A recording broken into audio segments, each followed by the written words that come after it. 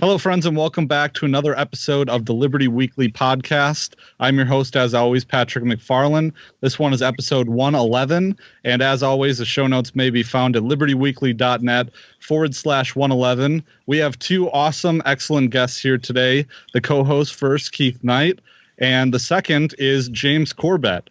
James is the man behind the Corbett Report, which may be found at corbettreport.com. The Corbett Report is a platform for open source journalism, uncovering everything from the true motivations behind World War I to the eugenics agenda and 9/11 truth. James, great to have you on.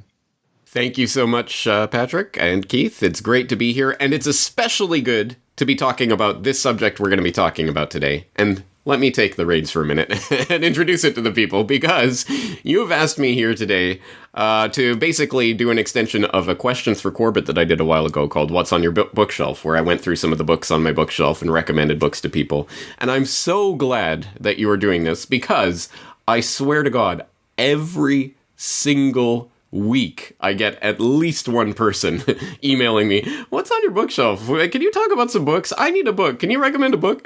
Every week, without fail. This week, last week, the week before, the week before. So, yes, I have talked about this before, and I will talk about it again in the future, and I'm having authors on my program all the time with books to recommend. And in fact, I have created a new tag on my website, corbettreport.com/tag/books. I think that's the link. And you can go through and you can see all of the authors that I've interviewed about their books, and you can see all of my questions for Corbett about what's on your bookshelf. I did a Questions for Corbett World War I Q&A where I went through all my World War I reading. I did a video called A New World Order Reading List a few years ago. So I've talked about it many times, but people are still hungry for books, and good on them, because books are exceptionally important in the digital age, as more and more people get lost in the rabbit hole of social media and spend hours scrolling through their phone, clicking on the next link to the next article before they even ingest it. Having actual reading actual books is the difference between eating McDonald's and eating at a 4-star diner. No, absolutely. Yeah. I am so excited for our topic today. And Pat, did you have anything else before James starts us off with a book?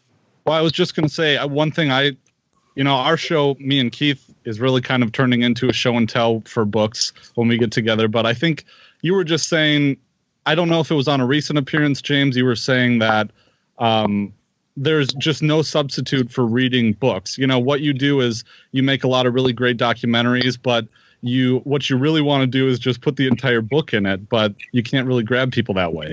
Yeah, that's exactly right, because there is a use to having the information in a more accessible way, and that is good. And so what I'm doing, I think, is important, and I'm not trying to downplay what I'm doing, what you guys are doing, what everyone out there online is doing, but I mean, it really hits home when you're reading like Jerry Doherty and Jim McGregor's books on World War I, and you're reading the amount of detail and information and sources and just so much information in there, and then you're sitting there thinking, how the hell do I condense this down into an hour and a half and not miss the real core and soul of what this book is about and what it's saying? It's really hard. And so, yes, if all I'm doing is directing people towards the books and the other sources, I think that's my job accomplished. And, I have nothing but respect to the people who spend years of their life compiling hundreds and hundreds and hundreds of pages based on hundreds, thousands of footnotes on all these different sources, putting it out there. And then, I don't know, in this day and age, maybe you get a few hundred people to read it, maybe. Whereas I come along and make a documentary and get 1 million people to watch it. So it's just the nature of what it is. But yes, do not stop reading books to people out there. And look, I'm not on a high horse here. I've done it myself. I noticed over the last few years, I was reading books less and less and reading articles and stuff online more and more. And I was one of those people scrolling through my smartphone, just ingesting information like little, like rice cakes or something. It's nonsense. It's air that you're just ingesting.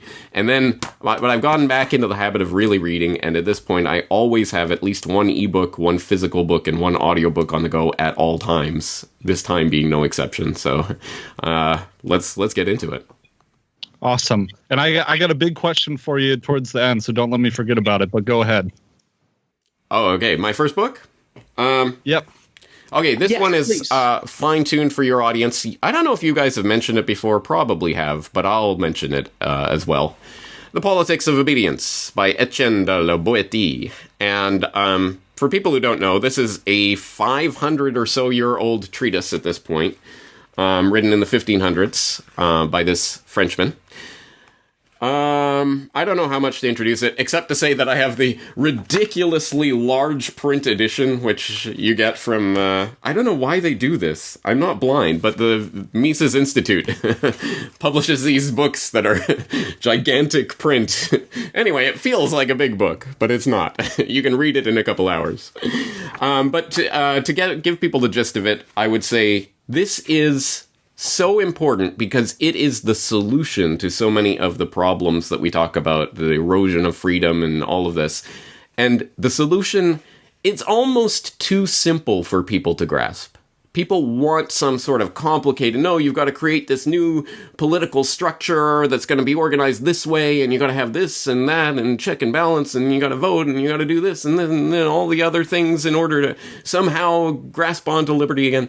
No. It comes down to brass tacks in such a simple way that most people can't grasp it. And one of the things he talks about is the way that that people are, I mean, it's Larkin Rose's The Tiny Dot, basically, where this tiny dot, this little tiny fraction of people control this gigantic multitude of people who are scared. Oh, look at that tiny dot. Oh my God. That's essentially what Boétie is pointing to here. And he says, for example, if 2, if 3, if 4 do not defend themselves from the 1, we might call that circumstance surprising, but nevertheless conceivable.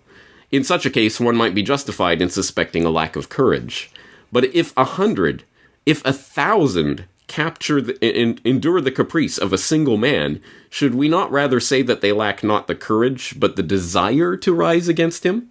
And that such an attitude indicates indifference rather than cowardice?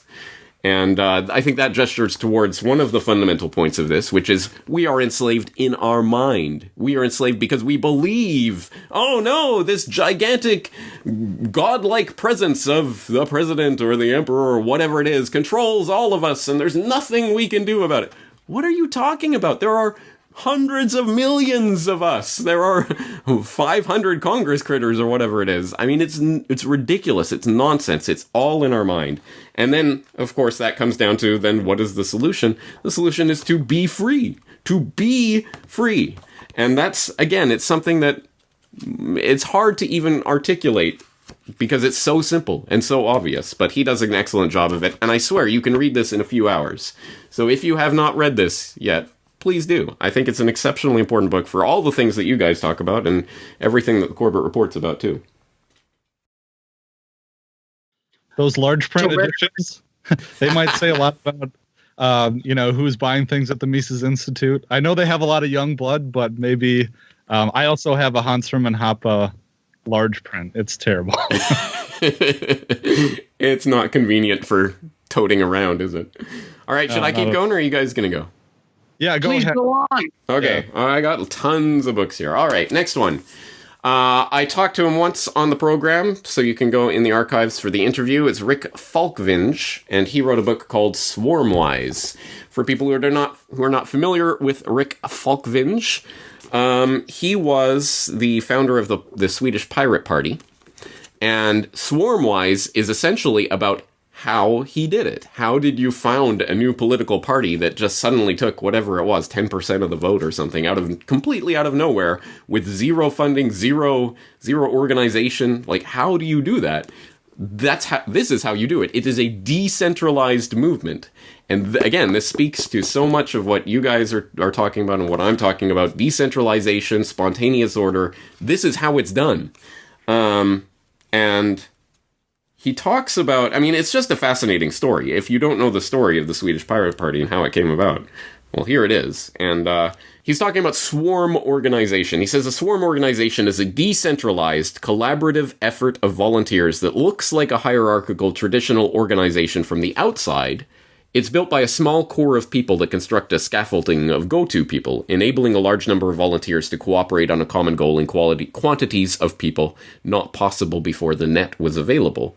Working with a swarm requires you do a lot of things completely opposite from what you learn at an archetypal business school. You need to release the control of your brand and its messages. You need to delegate authority to the point where anybody can make almost any decision for the entire organization. You need to accept and embrace that people in the organization will do exactly as they please, and the only way to lead is to inspire them to want to go where you want the organization as a whole to go to. It is only as you release the control, the kind of control that organizations and managers have held close to their heart for centuries, that you can reap the benefits of the swarm.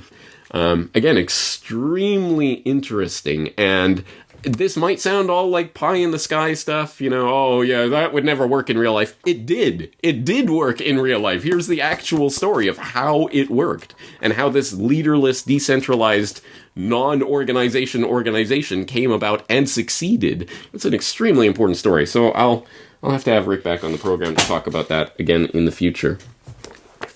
Moving on. Please. Unless you guys want to comment on any of these books, please do. Okay. All right. Next one is called Revolve, Man's Scientific Rise to Godhood. It's by Aaron Franz, who I've had on the program a few times in the past. Not recently, but he's been on the program. I don't think we ever specifically talked about this book on the program, but we talked about the things that it's about. Transhumanism and the scientific dictatorship generally. And so we've talked about that in various permutations. And obviously, I think that'll be something that's familiar to my listeners, maybe not so much your listeners, but transhumanism, the idea that we're moving into the singularity, we're going to merge with the machines, it's going to be a utopia, and oh, by the way, it'll be a completely controlled and surveilled society in which you'll have exactly zero freedom. So that, is just, I think, interesting to either your audience or my audience in general, but this also deals with the esoteric aspects of it, which are fascinating. It's not something I generally go into in my work, but Aaron delves into. And one thing that I found interesting, actually, I should note, I actually wrote the foreword to this book. So if people buy it, they can read my foreword to the book as well. But in chapter 8, I was just looking at this today, just, seeing, what's in here again? And what stuck out to me is chapter 8 is on post-genderism, and it starts by saying, one of the strangest trends within transhumanism is that of post-genderism, which is the idea of transcending gender itself. Post-genderism is yet another ism which buddies up with transhumanism. Post-genderists seek to go beyond the confines of their own male or female-specific bodies. Becoming post-gender, one could merge both male and female traits to achieve gender singularity within the self. Another way to go could be to ignore both male and female to end up as some unknown form of neuter. By upgrading bodies and minds with varied transhuman technologies or surgeries, post-gender posthumans could become something beyond male or female. This sounds bizarre and even ridiculous to most people who stumble upon the subject, but it should be understood that transhumanists are completely serious about it. They make frequent reference to it, both overtly and covertly. Post-genderism is an important part of their project. And I found that interesting because I remember when I was reading this book for the first time over a decade ago now, I was like, I get it. Yeah, I get what you're saying. And yeah. But now, fast forward a decade, this is like mainstream headline news now. Like, this is daily. This is the stuff that we're talking about at this particular moment now with transgenderism and all of this. So it's interesting to see how prescient some of this stuff is and how you don't really really get it until, a few years later. Oh, I get what he's talking about. Anyway, so it deals with a lot of different aspects of kind of the transhumanistic agenda that I find interesting, and obviously pertains to the question of human freedom. Because as I make the point in my foreword to that book, the fundamental question is, what is human? And that what is human? It is changing, and not necessarily for the better. And how are you going to have human freedom if you don't have humanity? Let's change gears completely. The 2001 Anthrax Deception by Graham McQueen. He is a professor, or he was the founding director of the Center for Peace Studies at McMaster University. I've had him on the program a few times. We talked specifically about this book, so you can look in my interview archive for that conversation.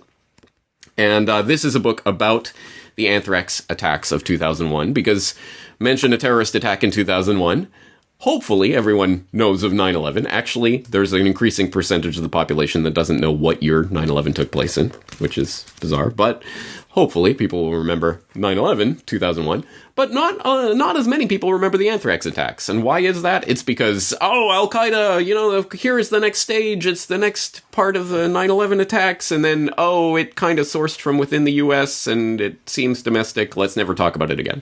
So it obviously got swept under the rug and blamed on someone who conveniently committed suicide shortly before being blamed by the FBI, actually. So there you go.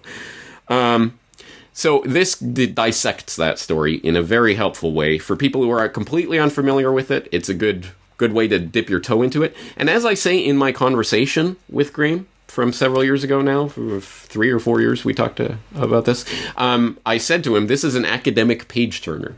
I mean, it's academic, it's scholarly, it's sourced and everything, and it's not sensational, but it really is easy to read. It's extremely easy to read and get through, and I find it a great comprehensive overview.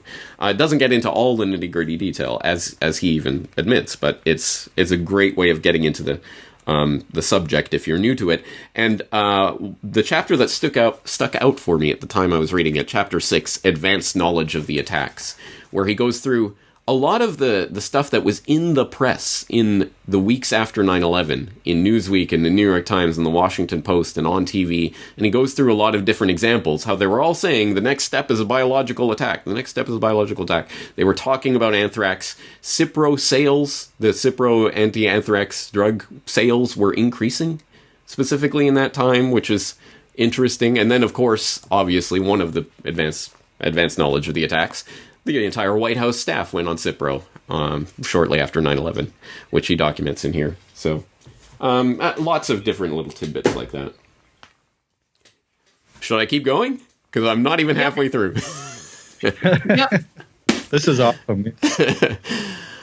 Speaking of 9/11, it boggles my mind. It really fascinates me how few, I'm not sure I've talked to anyone who has read this.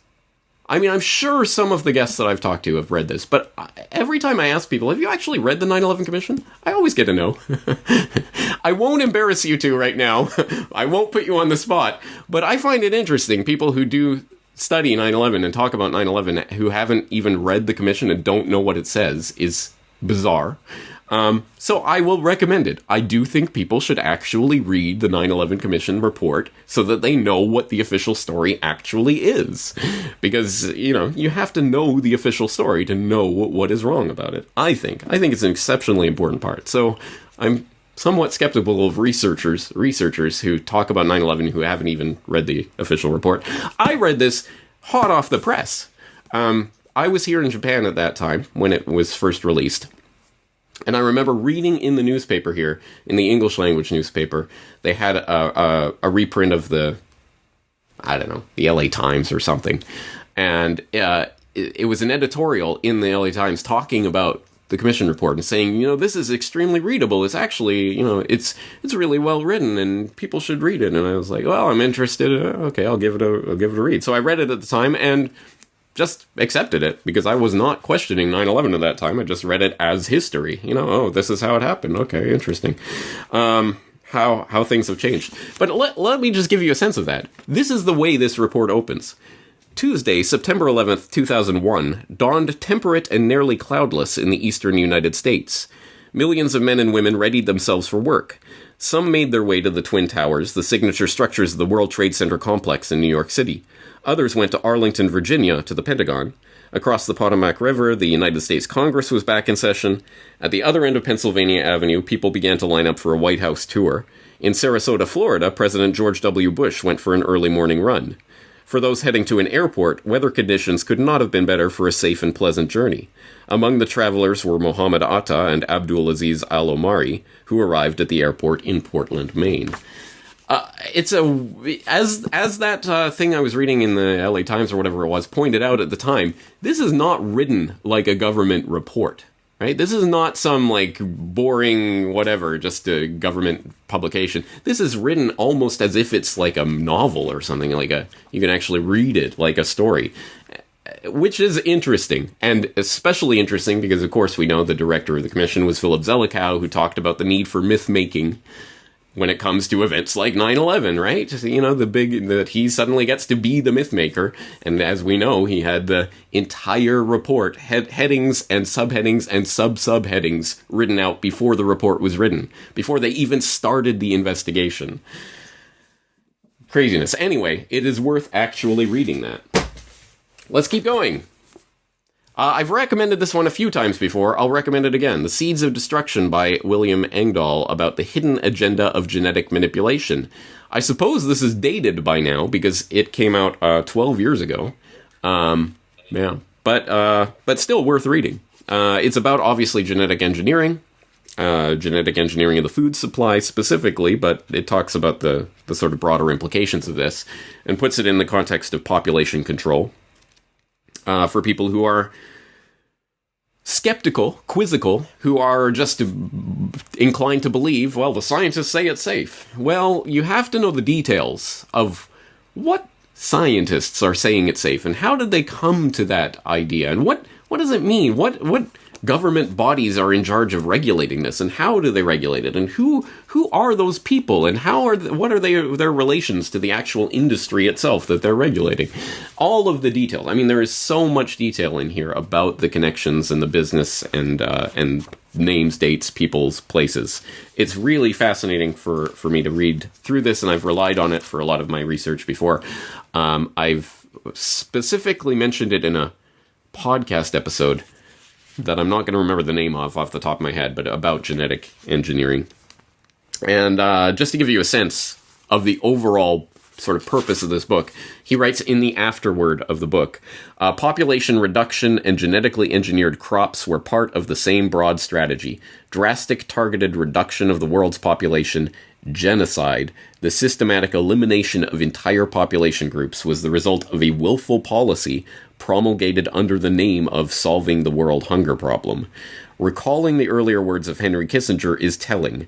Control the oil, you control the land. Control the food, you control the people.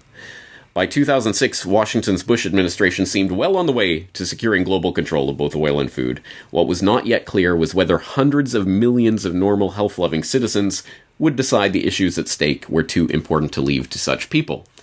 No, those words were penned in July of 2007 by William Engdahl, and here we are 12 years later, and not much, unfortunately, has really changed in the debate, except, I think after they get done with outlawing anti-vaccination rhetoric, they're going to outlaw anti-GMO rhetoric, so I'm sure we have that to look forward to.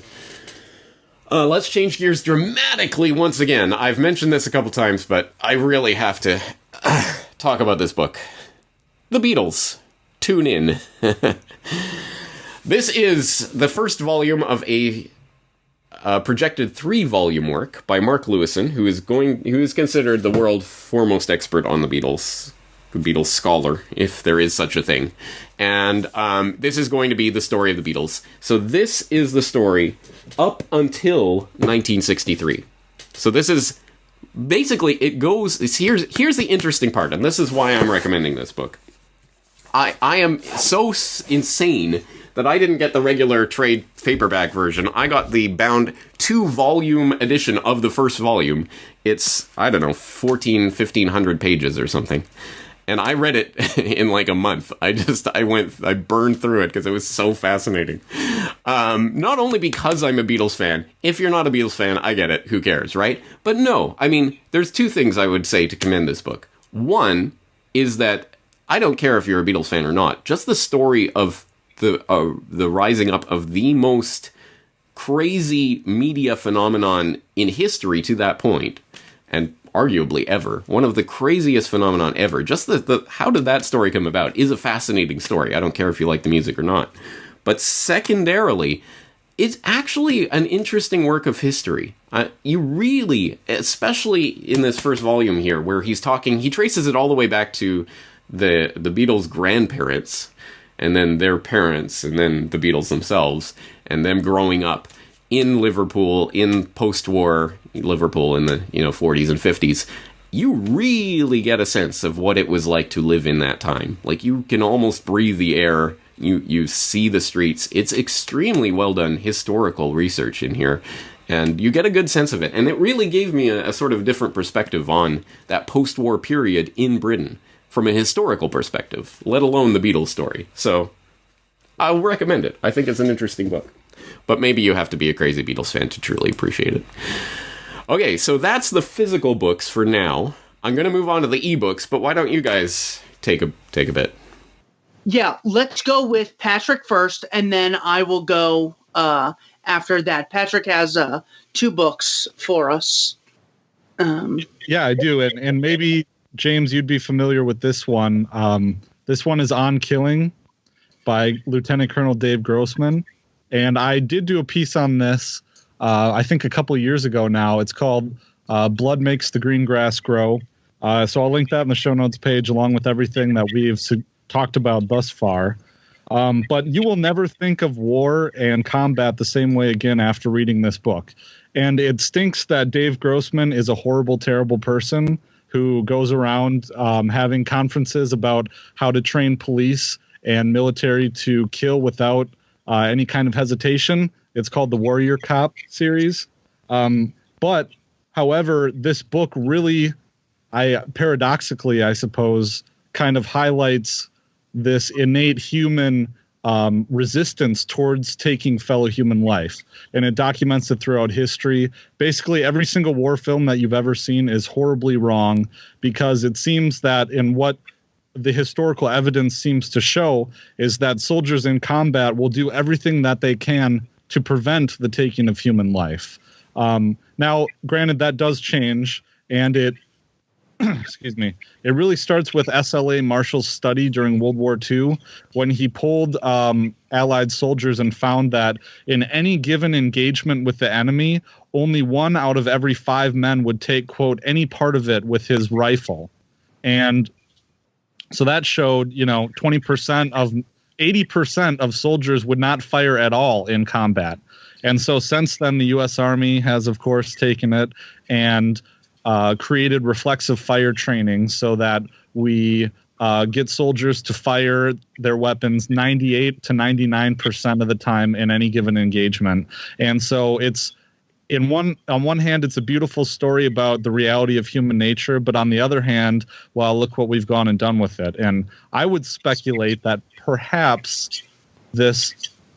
Now, I don't really know how prevalent moral injury is and how much that's been growing as of late, or if it's been growing, or what the trend is.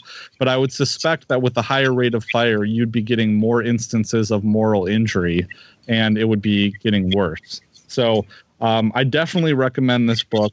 Buy it used, as to not give Dave Grossman any more funds to have his terrible seminars.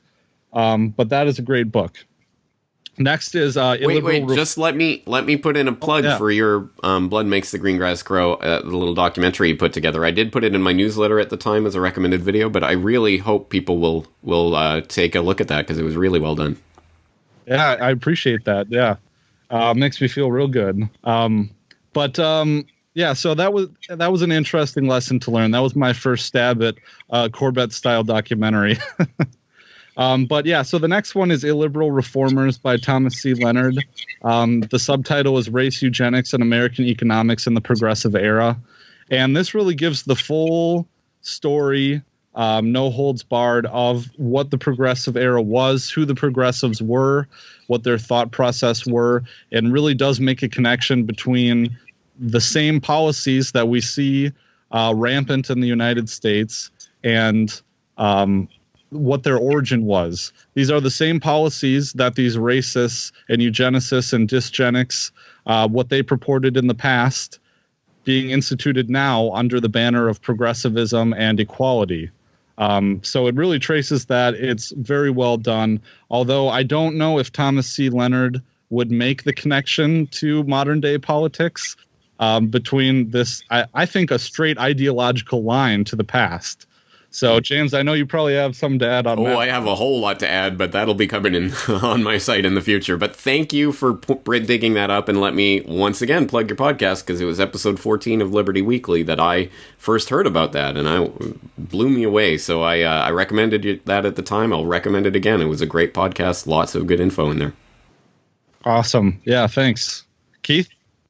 All right, so the first one I want to do is called How to Win Every Argument, The Use and Abuse of Logic by the head of the Adam Smith Institute. He goes through a ton of logical fallacies. Without being able to think clearly, you're more subject to be manipulated, less likely to engage in freedom, and more likely to be doing the work of conspirators than achieving virtue in your life. Second book is The Most Dangerous Superstition by Larkin Rose. In short, violence is immoral for all people, including a group, even if the group is called the government group, the Congress group, the police group, the military group. It's an attempt to apply morality consistently and give a foundation for it. Next, Short Answers to Tough Questions by Mary J. Ruwart. In other words, we often talk a lot about the philosophy of freedom, but how does it work in the real world? If there was no slavery, but everyone starved, would we still advocate freedom? Well, she says we don't have to make that choice, fortunately enough. Next book, Hans Hermann Hoppe, Theory of Capitalism and Socialism. He defines the different types of societies that can occur. One based in the private property ethic and voluntary exchange, original appropriation and contract. Socialism being the institutionalized aggression against private property, and communism, as defined by Marx, being the abolition of private property. Whenever the charlatan appears, he always attempts to redefine terms, whether it's freedom, truth, government, capitalism, free market, socialism, coercion, eugenics. They often will attempt to change the way the masses think about things in order to manipulate them further. As far as conspiracies go, the Franklin cover-up, this was by a Nebraska state senator. That goes to show you how evil humanity really can be, and that someone with a lot of clout that we would think of can come out about something and it get no coverage. That was published in the 80s. Bohemian Grove, Facts and Fiction by Mark Dice. Excellent book. 63 Documents by Jesse Ventura, the governor who exposes 63 conspiracies using primary sources. Anthony Sutton gets a bunch of documents by Charlotte Thompson Iserbyt and exposes a conspiracy decades before two Skull and Bones members run against each other. We have primary sources, and we're called conspiracy theorists. We have theories. We don't actually go into the topics. Speaking of primary sources, Secrets of the Federal Reserve by Eustace Mullins. This is the guy who started the real investigation into the Fed, motivated by Ezra Pound. Want to know something about the education system? The Deliberate Dumbing Down of America by Charlotte Thompson Iserbyt. She's the one who gave Sutton those files. The Lusitania by Colin Simpson. This book is excellent. If nothing else, there is one chapter where he cites a conversation between Sir Edward Grey and Colonel House. Yeah. Can I put an asterisk on that one? Absolutely, yeah. It's the one that everyone cites about the Lusitania, and it has some great stuff in there, including the Edward Grey conversation, which I linked in my World War I conspiracy to the actual part of the memoir. But there's a huge asterisk that goes next to Colin Simpson because, and I'll put the link in the show notes for people who are interested, there's someone who investigated and found, you know, where he's quoting that thing from page whatever of that book. It's not in that book. There's nothing like that in that book. It doesn't say that, and that's not what happened. And he was given the chance, according to this account, he was given the chance to respond to it and completely ignored it, never explained why he cites things that are not in the actual books that he's citing. So there's a huge asterisk that goes next to Colin Simpson. You know, that's disappointing to hear because I looked at the source, and it's source number 7 on page 275, The Intimate Papers of Colonel House 435. Yeah. and I checked that Yeah, primary that one source. is there, and as I say, that was in World War I Conspiracy. I put that in there, but I got that from the memoirs themselves. Yeah, but there was certain things, the key points of Churchill ordered it on the map here for the Lusitania to go in, and blah blah blah. And no, there was no such thing in the book that he's citing. Oh, well, that of course is disappointing. The reason I mention that book is because there's two things that I believe are true. They do pass the source test. The German government putting the ad in American newspapers, as well as that conversation between Gray and House. I believe the fact that I went through 12 years of school and a couple years of college before being kicked out of 3 without hearing those was just devastating. The First World War, based on a lie as far as American involvement goes. Finally, Day of Deceit by Robert Stinnett. If you go to page, let me look at it here. I believe James has interviewed Robert, and unfortunately I wasn't able to. If you go to page 275, you can look at the primary document that is cited from the Freedom of Information Act that pretty much puts the nail in the coffin of the Pearl Harbor myth. Surprise attack. We were just isolationists. Turns out isolationism doesn't work. We need to have interventionism. That is all I have for you. James, you want to give us your last books? Yeah, my last several.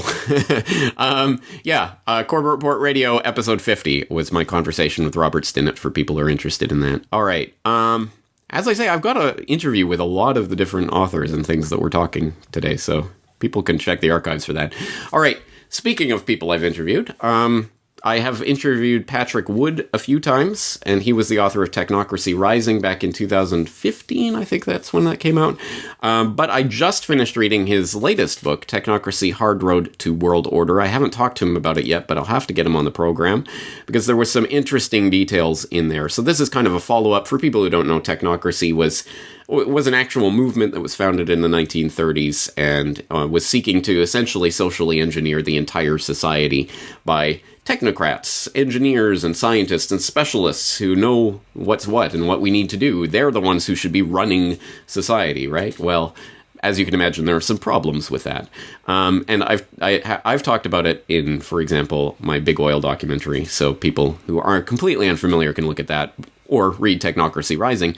Technocracy Hard Road to World Order is the kind of follow-up to this, talking in more detail about it. And he talks about some things that gave me some pause for thought, because obviously a lot of us here in the freedom and liberty movement are interested in cryptocurrency and the way that it can potentially foster a different system than the one that Eustace Mullins and others were talking about with regards to the Federal Reserve and that phony baloney monetary system that we're currently entrapped in, or enslaved in, if you want, century of enslavement, history of the Federal Reserve.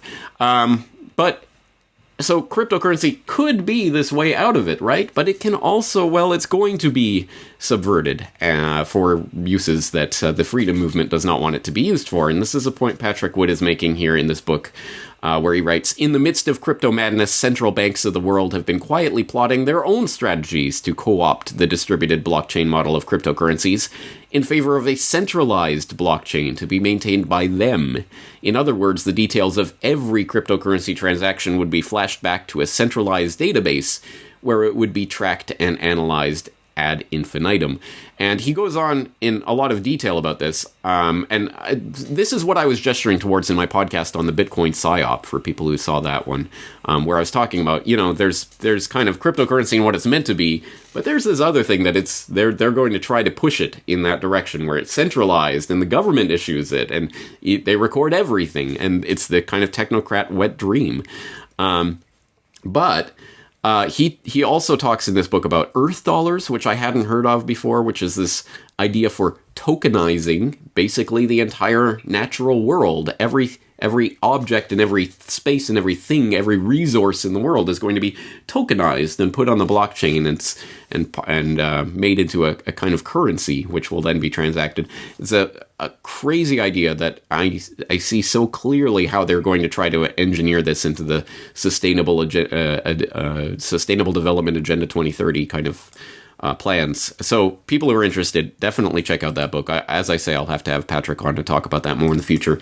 A book I read recently that I'm also going to have to interview the author, Debby Barker, about authoritarian sociopathy toward a renegade psychological experiment, which is Something that stemmed from a talk that Davy gave at Porkfest 10 or 11 or something like that several years ago, where I guess there was a competition.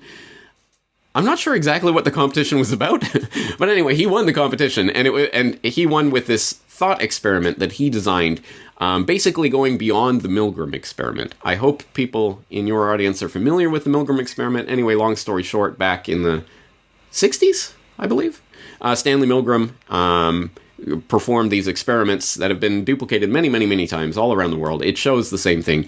Basically, people can be led into unspeakable, horrible acts of torture and maybe even killing other people simply because they are being told to do so by an authority figure, which obviously has some pretty big ramifications for human freedom and the liberty movement generally.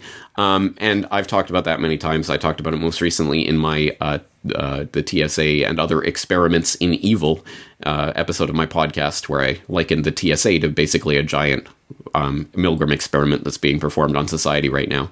But Davy has an idea for kind of extending that and doing another experiment that would show even more clearly the way, sort of the mindset of people who are inclined to obey authority and then people who disobey. And what makes the people disobey?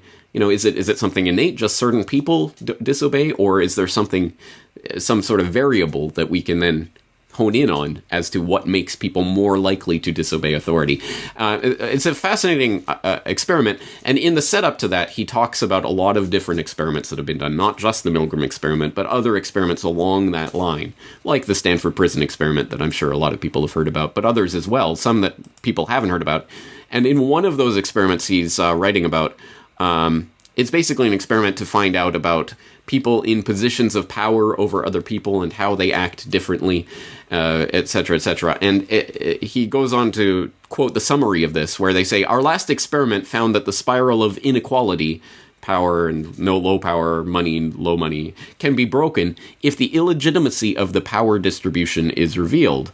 One way to undermine the legitimacy of authority is open revolt. But a more subtle way in which the powerless might curb self-enrichment by the powerful is by tainting their reputation, for example, by gossiping.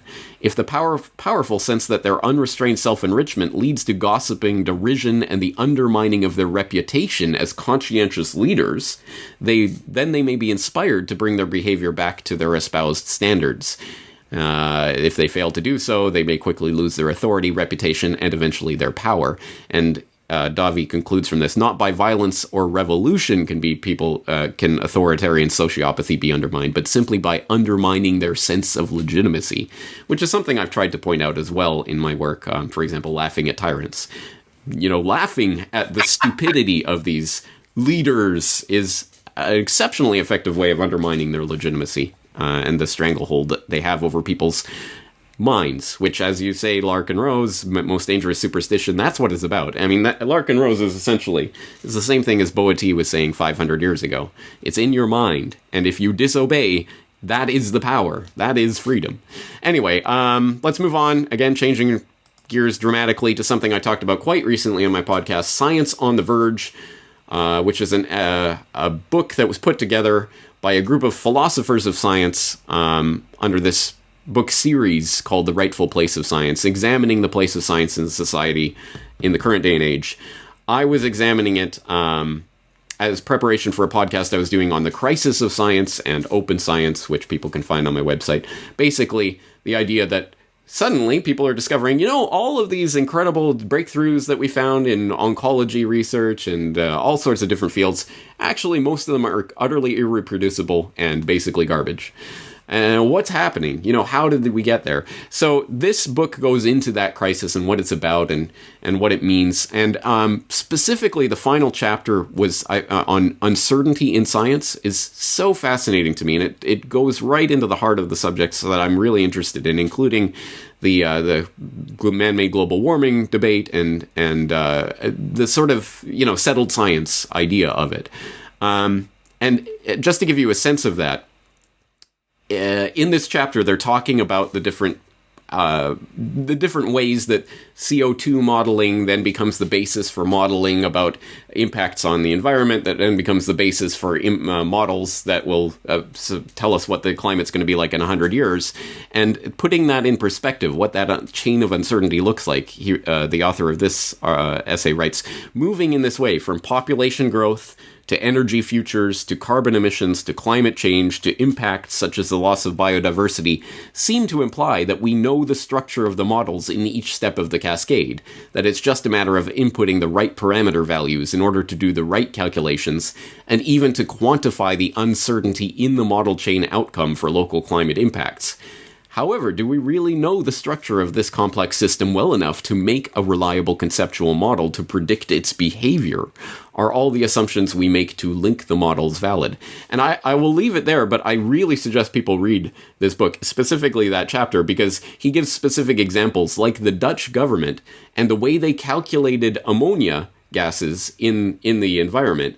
People might think, oh, they just go out and measure, how much ammonia is in the atmosphere. No, of course that's not how it works. No, it's based on models they have about how much farmland there is and what is the likely percentage that farmland is going to be populated by these certain types of grazing animals, and what does that mean in terms of what we imagine. We can predict how much ammonia might be released as a result of that farming activity, and blah, blah, blah, blah, blah. And all of this different calculation after model after guess leads to the final figure of how much ammonia is in the atmosphere.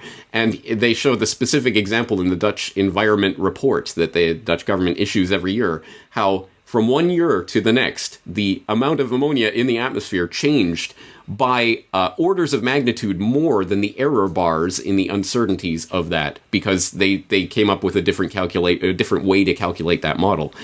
Which shows it's total crap. It's total nonsense. Yeah, it makes sense internally, and that's just, and there's so many examples like that in the climate science, specifically in the climate science examples. Again, it's a fascinating read for me anyway.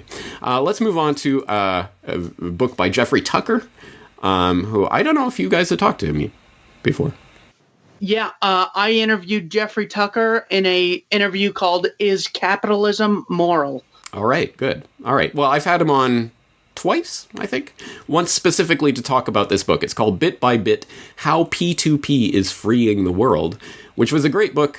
I really enjoyed it. I got a lot out of it. It's a few years old now, so I guess talking about technology, a few years is like a few centuries, essentially. But the idea is there. It's talking about P2P and decentralization and how that is truly freeing the world. And he talks about a lot of different aspects of that, including talking about Hayek and spontaneous order and things like that. And one particularly interesting quote, he says, "Only individuals possess the knowledge that nearly all social scientists and bureaucracies imagine that they can, must, and do possess.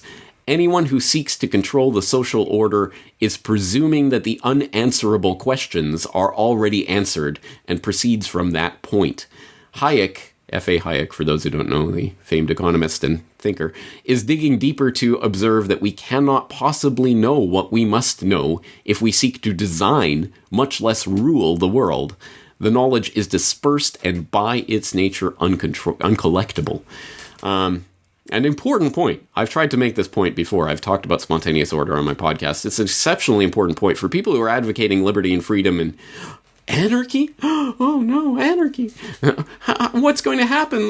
Hell in a handbasket, cats marrying dogs. How will society function unless there's someone in place who will dictate how that society will be ordered? No. It's the exact opposite. No one can, even if that was an ideal, which it is not. But even if it was, no one can direct society to come up with the incredibly intricate order that we have that has arisen spontaneously because of free and voluntary interactions between free peoples. That's such an important point that most people can't not get their head around. And that is the main stumbling block, I think, for a lot of people towards the idea of anarchy. Ooh. Okay. Let's move on to Visas for Al-Qaeda, CIA Handouts That Rock the World by J. Michael Springman. For those who don't know, J. Michael Springman was a consular officer in the Jeddah consulate in Saudi Arabia for the U.S. State Department back in the 1980s. And at that time, well, I'll read from the "What is this about" section of his book, where he explains the story in a nutshell. Al-Qaeda, Arabic for the base, the database, grew out of and became identical with the Arab-Afghan Legion, those terrorists recruited by the United States of America, the Kingdom of Saudi Arabia, and the Islamic Republic of Pakistan. Originally sent to Afghanistan, they fought the USSR's Army and Air Force following the Soviet Union's invasion of that country. Later, the Central Intelligence Agency directed them to cross the border and destabilize the Muslim republics of the Soviet Union. Still later, the American government moved them into the Balkans to destroy Yugoslavia, and then similarly to Iraq, followed by Libya and Syria. They received visas to travel to the United States, usually from Saudi Arabia, for training, debriefing, and other purposes. In enabling their passage, American government officials violated the Immigration and Nationality Act as well as the State Department's regulations codified in its Foreign Affairs Manual. I know. I was there. I issued the visas and I objected to gross violations of law and regulation. As a result, as happens to nearly all whistleblowers, I was fired. It's an incredible story, and as he says, this is a first-hand story from the guy who was there and doing it, and then and how he pieced it all together and what was going on, and the CIA that were in the consulate. Anyway, long story short, fast forward a decade from when he was in the consulate, and it turns out the Jeddah consulate is the consulate from which, I can never remember the exact number, it's 10 or 11, I think, of the 9/11 hijackers got their visas at the Jeddah consulate, where they were issuing these visas for terrorists. The U.S. funded terrorists. So anyway, long story, but a fascinating read. I'll have more to say about that in the future. I have interviewed Springman about that book as well, so people can look at that. Speaking of interviewing people about their books, I have interviewed Joe Plummer about Tragedy and Hope 101, The Illusion of Justice, Freedom, and Democracy. For people who don't know, this is a book that is summarizing the work of Carroll Quigley. Carroll Quigley was a Georgetown professor, blah, blah, blah, inspired people like Bill Clinton, da-da-da. He was a mainstream, respected historian, but he did a little thing. He kind of wrote about some things he probably shouldn't have written about. And this isn't to put Carroll Quigley on some pedestal. I don't think he was a great person. He said, I agree with this group that I'm writing about and their plans and everything. I just don't understand why they want to keep it quiet. And then after he wrote about their plans, the originals of his book were demolished, destroyed, and they wouldn't reprint the book like he wanted. So what's going on? It's like I've been blacklisted or something.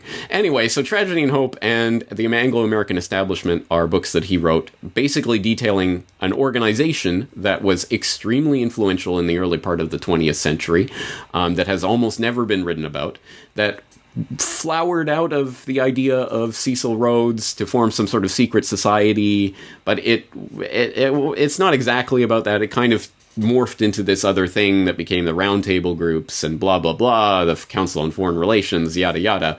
There's a lot of stuff that goes into this, but the problem is Tragedy and Hope is like 1,000 pages. The Anglo-American Establishment is only a couple hundred, but they're not exactly light bedtime reading pages. They're filled with names and dates and stuff. So Joe Plummer has created the summary. If you just want to, what is this about? He's got the book that basically explains it. And one example of that I'll cite here, he's talking about the accomplishments of this group that Rhodes put together. He says the first instrument created by Rhodes and his associates was the secret society itself. After 17 years of planning, Rhodes called a meeting and formally established the society. Inspired by the Jesuits, the Illuminati, and the Freemasons, of which he was a member, Rhodes hoped to succeed where the other secret societies had failed. Using a rings-within-rings structure, the center ring of power, composed of Rhodes and just 3 other individuals, would control all of the outer rings. Of the 3 individuals who shared the inner ring with Rhodes, Alfred Milner, later awarded the title Lord Milner, became the strongest. And then he goes on and he quotes a little section from Carroll Quigley, and then he explains what that means and who these people are. So that's the gist of it. He takes this very big story and he puts it into a little nugget that you can kind of get your head around, which is great, because I've been telling versions and permutations of this over the years, and people will see in my World War I conspiracy, for example, I'm trying to elaborate this, but Joe gets right to the point and puts it in a very simple way. that I hope gets the point across. And he's got tons of footnotes, so if you want to see exactly what he's talking about. All right. Okay, so now we've done a lot of hard-hitting nonfiction stuff. Should we get into some fiction? Please. All right. Okay, since I'm in my ebook repository, let's go to the ebook. The Moon is a Harsh Mistress by Robert Heinlein. People who don't know, this is essentially a fictional recounting, obviously fictional, of a future revolt on the moon, an anarchist revolution on the moon, which has become kind of a penal colony for where you send the bad people, essentially like Australia of old. It's the moon in the future. We'll send them off to the moon and they'll go fend for themselves. And they have a pretty free system, but not completely free. They're still controlled by the Earth government.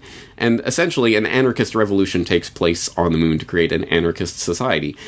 I think this is, it's not only a fun novel, it's just fun to read, but it's so important, I think, to show people how something can happen, rather than talk about it, or rather than having, abstract theoretical debates. No, show step by step how something like this can actually unfold in a way that makes sense, at least makes sense in the logic of the story, so that people can start to wrap their imagination around what it is we're talking about. This is how you get from here to freedom. And this is how it can happen. It can really happen. This is obviously fiction, but this is, think about it. This is how it would unfold. So it's a fascinating story from that perspective.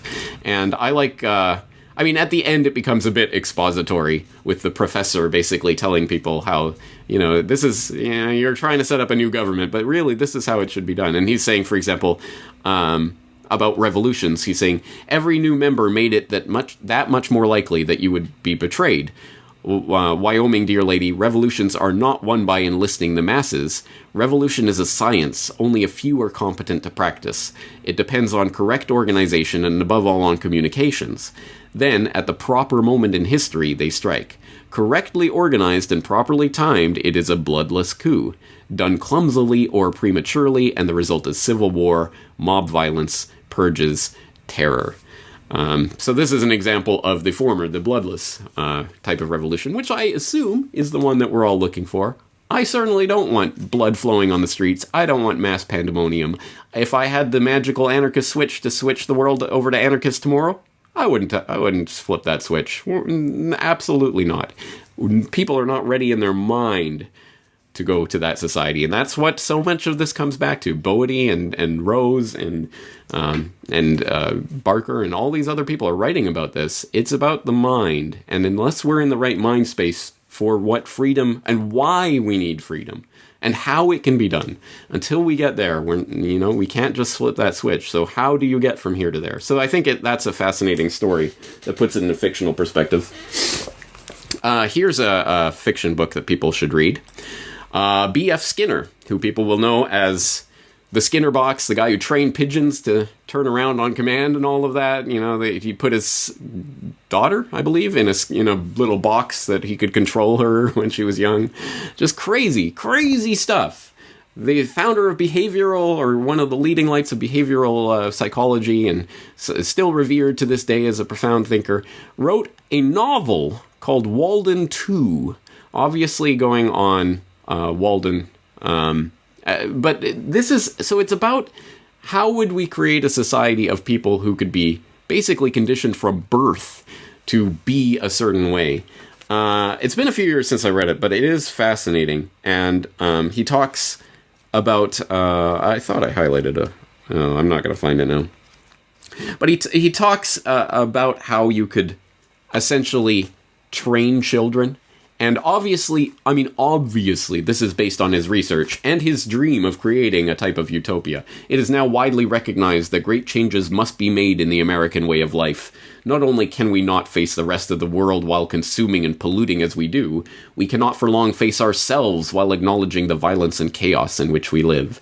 The choice is clear. Either we do nothing and allow a miserable and probably catastrophic future to overtake us, or we use our knowledge about human behavior to create a social environment in which we shall live productive and creative lives, and do so without jeopardizing the chances that someone that those who follow us will be able to do the same thing. Something like a Walden 2 would not be a bad start. So this is essentially what he's doing. He's trying to put it in a story form so that people, again, can get their imagination around it. But this is how you do it. You'd create a society of obedient people who will just not even that they will follow orders, but they will naturally slot into certain places in society.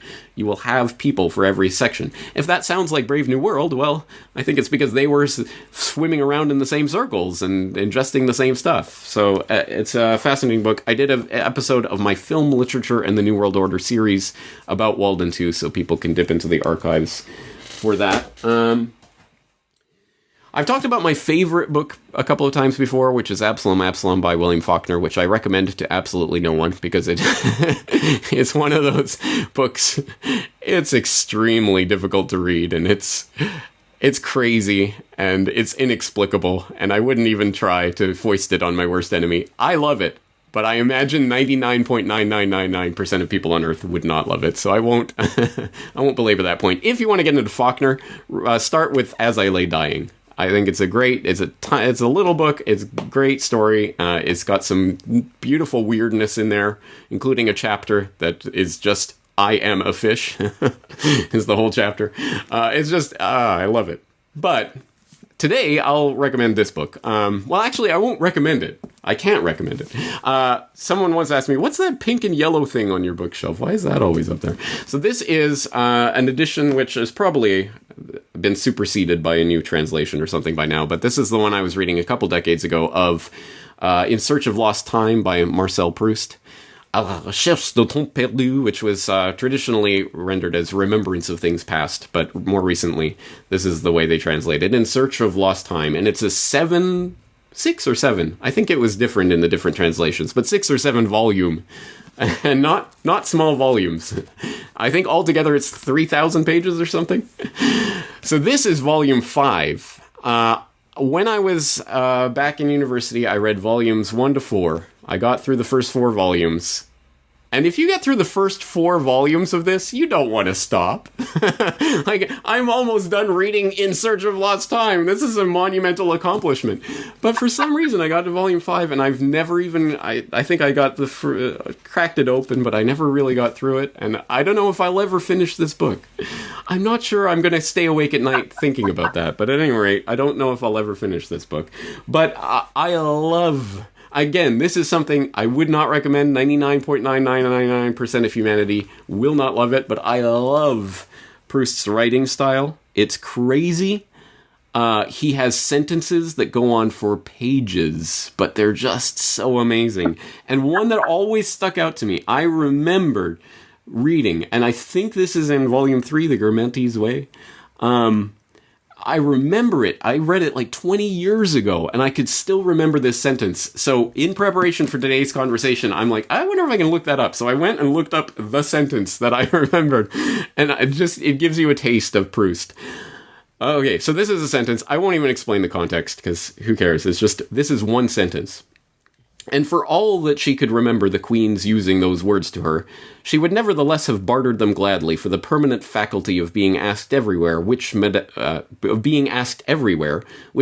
Leroy possessed, as in a restaurant a great but unknown artist whose genius is written neither in the lines of his bashful face nor in the antiquated cut of his threadbare coat, would willingly be even the young stock jobber of the lowest grade of society, who is sitting with a couple of actresses at a neighbouring table, to which, in an obsequious and incessant chain, come hurrying manager, head waiter, pages, and even the scullions who file out of the kitchen to salute him, as in the fairy tales, while the wine waiter advances, dust-covered like the bottles, limping and dazed, as if on his way up from the cellar he had twisted his foot before emerging into the light of day. Which isn't even the longest sentence in this book, but anyway, I still remember that, because there's so many kind of characters in that sentence that aren't even real, like... Even in the fiction of the story, those aren't even characters. It's like it's an analogy. He's saying it's like this thing that's happening, and then he paints this scene that you can see in your head that doesn't even exist, that's just meant to illustrate what this other person is feeling. It's crazy, but amazing, and it's so infectious. I remember when I was reading Proust, and I tried to write some fiction, it would always come out like Proust. I'd come out with these gigantic sentences. It's so awesome. And then, okay, so the last little tidbit I'll leave you with, which I don't think I've ever talked about before. College Green, the literary arts journal of Trinity College Dublin, edited by James Corbett, introduction by Dermot Bolger. So when I was at Trinity College, I edited the literary journal that the Graduate Students Union put out. And I'll recommend it. I don't think there's any way to buy it. I don't think, but I think you might, if you physically go to Dublin and go to Trinity College and go to the Graduate Students Union, maybe you can get a copy. I don't know. But I've got one. And so this is just basically mostly students of Trinity College at the time. I I put together a board of people to basically look over submissions and publish the best ones. So we had a little contest that was sponsored by the Department of English at Trinity College. Anyway, just a little bit of James Corbett triviality there that no one even knows exists. But hey, there he goes. There's my imprint on the literary world. I was the editor of this journal back in 2003. So, James, you were one of the English majors that actually read everything? Because guilty as charged. Yeah, I actually did. I did English in my undergrad, and most of the time I was like trying to get past what they were spewing at me in class and doing my own reading in the meantime. Yeah. So, yeah. Well, I didn't have my own reading, basically. For 4 years, I just read everything that I was assigned, and it was insane. I will go one step further in insanity. I once, I saw that my friend's English class that I wasn't even in was doing Absalom. And I'm like, oh my God, and like, they're actually talking about Absalom. So I went and just sat in on that class. I'm sure I was the only person in the room who'd read the book, but I was fascinated. I'm like, this is awesome. That's hilarious. Well, so just a few things before we go. So Moon is a Harsh Mistress. I did some work on that. I don't know if it was Thought Crime Thursdays way back in the beginning of the show, but I would posit, James, that don't they have a bigger government at the end of the book than they did at the beginning, much like the American Revolution? Yeah, I think that's embedded in there. But the point is, like, here's the anarchist revolution, here's how it unfolds, and then at the very end, this is how they close the door. But I mean, it's still hopeful. It's better than before, right? And maybe it'll be kind of relatively more freedom for a while. Yeah, I haven't read the book for a couple years now, so I don't remember the details of it. But the points that the professor makes at the end is important, because he's the one who's basically saying, look, you don't want a government. Trust me on this. You don't want to go this way.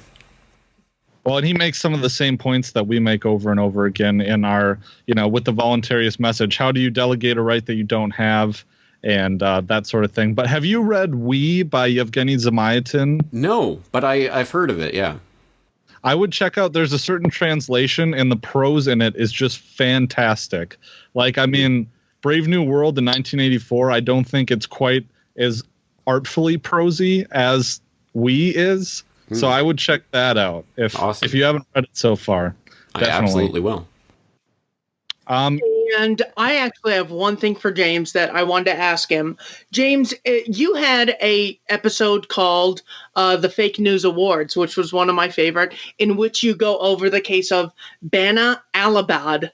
And after watching the video, it appears to be extremely fake, staged, propaganda, whatnot. And you respond with, it's amazing to see how much they hate you. I'm curious what you meant by using propaganda is the equivalent of hating the populace it's used against. What did you mean by that? I'll have to step into the moment that I said that. So I don't remember the exact context of that, but I think the general gist would be that they... I think the propagandists who are lying to your face in such blatant ways, as you say, you look at that video and... this is staged. I mean, you can see she's reading it. It's nonsense. The idea that they would expect you to simply believe that, or at the very least to swallow it without spitting it back up, I think that's hatred. I think that they are literally not just insulting your intelligence, they're almost delighting in it. They're kind of rubbing your face in the feces and saying, eat that. You don't do that to someone that you love or care about or are indifferent to. You do that to someone you hate. I think there's a hatred embedded in that, especially when it's at that level of just in your face. This is a complete lie. Now, here it is for you. What are you going to do about it? Yeah, and then, so the one last question that I had for you, James, and then we'll let you do your plugs and send you on your way. Is there, I think you've been asked this question before, but is there any prospect for a book penned by James Corbett? Yeah. I only promised it a decade ago. I am literally, I know, I don't even want to talk about it because I hate saying things that aren't. It's coming. It is coming. I don't know exactly when, but I am literally working on it. Just today, I've just finished another section of it. I've got it all written. It's just the process of refining and editing and getting it whittled down. But yes, I am going to write. I have written, actually, technically, a collection of essays, and I'm going to put that out. It's not a book on one subject. It's a collection of essays about different subjects. And it's already written. I'm just editing and working on it. And yeah, I will get it out soon. As soon as I asked you that, I remembered that the specter of the book that you're writing. So I apologize to put you on the spot. Are you perfect? I deserve it. I need the kick in the butt. I really just have to get it done. And it's impossible to really work on it while doing the podcast and the interviews and everything, but I will scrape together more than 24 hours in the day and somehow pull off another miracle, and it'll get done. All right, James. Well, we really appreciate your time, and thanks so much for joining us here on the show. Is there anything you want to plug? I know I'll be doing the show notes page. It'll be a mile long. Yeah, exactly. I'll send you the links to all of the books that I've talked about, and we'll let people just, when I say that I've interviewed the author, we'll let them look it up because that'll make the show notes so long. So you can type names into my search bar. And as I say, I've got that books tag on my site now. So if you are interested, if you ever find yourself, hey, I don't have a book to read, just go to my site, corbettreport.com. And I believe the link, we'll put the link in the show notes. The link is corbettreport.com/tag/books. And there you will find just the list of all of the episodes I've done pertaining to interviewing a book, talking about a book, or recommending books. Okay, excellent. All right, yeah, well, thanks again for joining us. We really appreciate your time and look forward to speaking to you again. All right, thank you guys, and keep at it. I really appreciate the work you're doing.